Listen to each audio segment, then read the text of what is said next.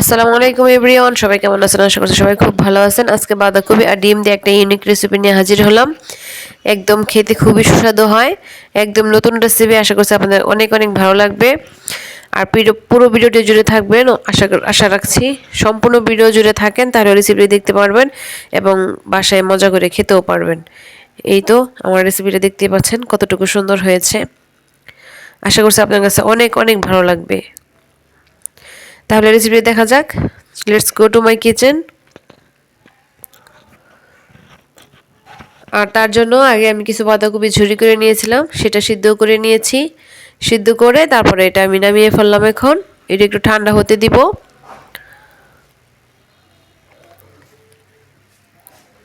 ঠান্ডা হওয়ার পর এটা ঠান্ডা করে নিয়ে তারপর আমি আস্তে আস্তে হাত দিয়ে এটার পানিটা ঝরিয়ে নিব। একদম চিপে চিপে পানিটা ঝরিয়ে নিব, যেন একটু পানিও না থাকে।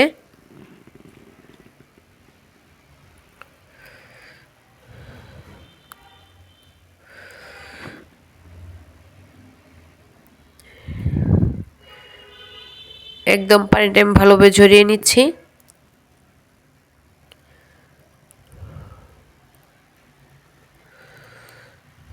এখন একটু পেঁয়াজ কুচি দিয়ে নিলাম, সামান্য একটু আটা দিয়ে নিলাম। আটা বা বেসন যেটা খুশি সেটাই দিতে পারবেন, কোনো সমস্যা নাই।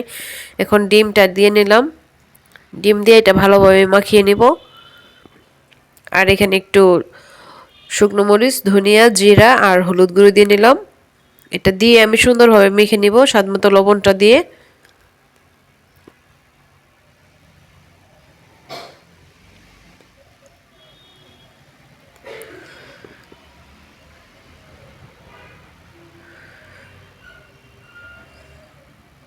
এখন একটা প্যানে তেল দিয়ে তারপর এটা পাকোড়ার মতো করে নিব।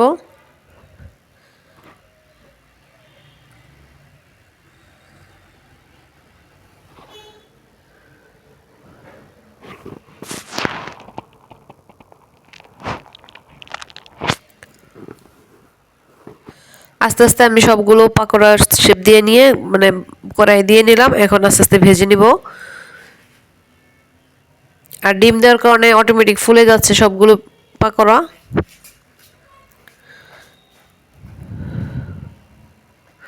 এটা আপনারা স্ন্যাক্স হিসেবেও খেতে পারবেন, কোনো সমস্যা নাই। আর এটা দিয়ে আমি একটা রেসিপি করব, সুন্দর ভাতের সাথে খাওয়ার জন্য পারফেক্ট হবে।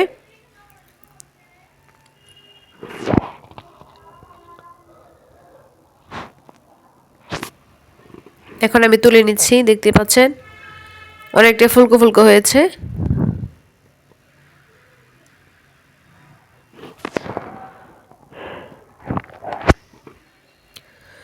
আর এখন একটা প্যানে পেঁয়াজ দিয়ে নিলাম। পেঁয়াজটা ভালোভাবে ভেজে নিব।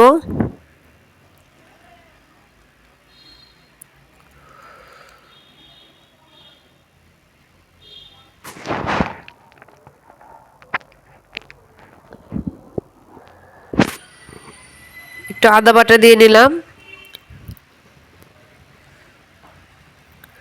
একটু রসুন বাটা। এটা দিয়ে আমি ভালোভাবে ভাজবো।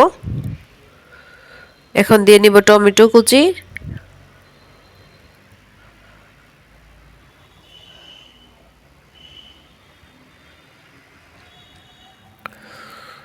টমেটোটা ভালোভাবে ভেজে নিচ্ছি তেলে, তাহলে টমেটো অটোমেটিক গলে যাবে।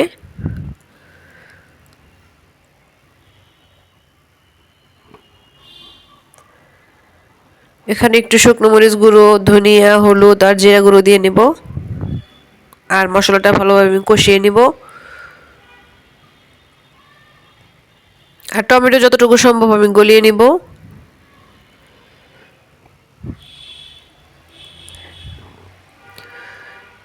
আমার বাসায় সবাই এই রেসিপিটা পছন্দ করেছে, একদম নতুন একটা রেসিপি। আপনারা ট্রাই করতে পারেন বাসায়। অনেক সময় মাছ মাংস খেতে মন চায় না, তখন একটু ইউনিক, একটু আলাদা একটা নতুন কিছু করলে অনেকটা ভালো লাগে।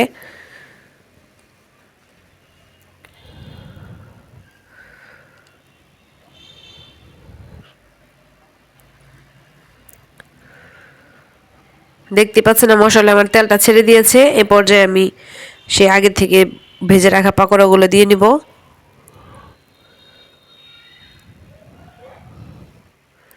সামান্য একটু সময় থাকলে হাতে এটা করে নেওয়া যায়, বেশি কিছু করার প্রয়োজন পড়ে না।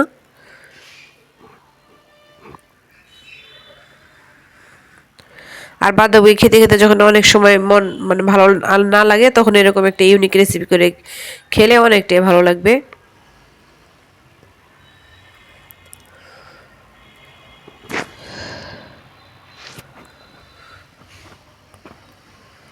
এবার আমি ভালোভাবে জাল করে নিব এটা।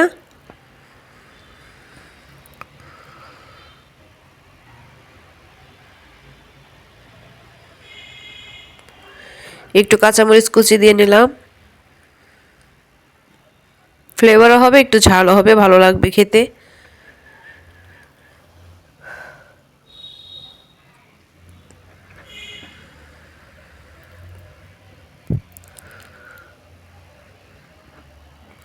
রেসিপিটি ভালো লাগলে লাইক কমেন্ট শেয়ার সাবস্ক্রাইব করবেন, পাশে থাকার বেল আইকন অন করে রাখবেন যেন নিত্য নতুন রেসিপিগুলো আপনাদের কাছে পৌঁছে যায়। আর এখানে একটু স্বাদ মতো লবণ দিয়ে নিলাম।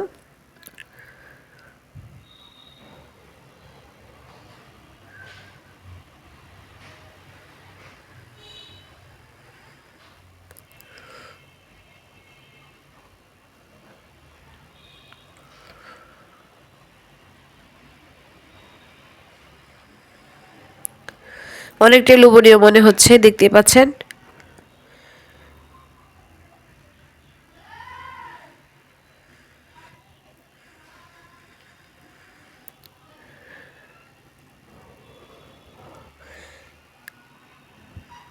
আমার রান্নাটা হয়ে গিয়েছে, এখন আমি এটা তুলে নিব।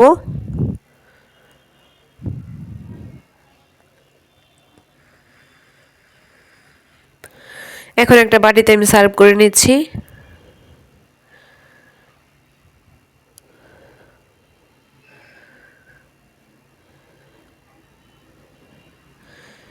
খুবই টেস্টি একটা খাবার।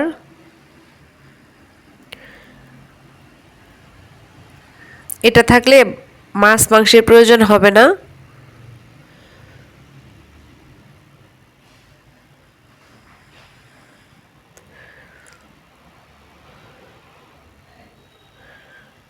সবার সুস্বাস্থ্য কামনা করে এখানে বিদায় নিয়ে নিব। সবাই ভালো থাকবেন, সুস্থ থাকবেন, আমাদের জন্য দোয়া করবেন আর পাশে থাকবেন। আমরা আপনাদের পাশে থাকার চেষ্টা করবো ইনশাল্লাহ।